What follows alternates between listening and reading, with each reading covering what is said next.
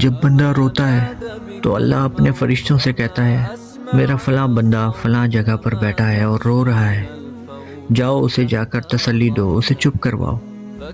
فرشتے آتے ہیں، زمین پر اترتے ہیں، اس انسان کو چپ کرانے کی کوشش کرتے ہیں، لیکن اس کا غم اس کی ذات سے بڑھ چکا ہوتا ہے، وہ خاموش ہی نہیں ہوتا۔ وہ روتا ہے، چیختا ہے، چلاتا ہے اور اس کی ہچکیاں بن جاتی ہیں۔ فرشتے واپس آتے ہیں اور کہتے ہیں یا باری تعالیٰ، یہ انسان چپ ہی نہیں ہو رہا، وہ روئے جا رہا ہے، جانے اسے ایسا کیا دکھ ہے، ایسا کیا غم ہے جو اس کی ذات کے اندر موجود ہے کہ وہ چپ ہی نہیں ہو رہا۔ ہم نے بہت زیادہ اسے چپ کرانے کی کوشش کی، بڑی کوشش لگا لی، لیکن وہ خاموش ہی نہیں ہوا، وہ مسلسل روئے جا رہا ہے۔ تو اللہ کہتا ہے مجھے پتہ ہے میرا بندہ کیوں رو رہا ہے، میں جانتا ہوں، کیونکہ میں نے اس سے اس کی بہت ہی دل عزیز چیز چھین لی ہے،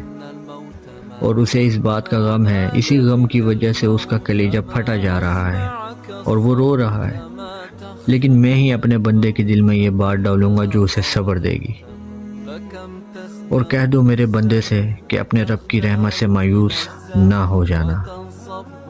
اب جب میں نے یہ تحریر پڑھی تو میں نے پہلے اسے عقل کے پیمانوں پر دیکھا،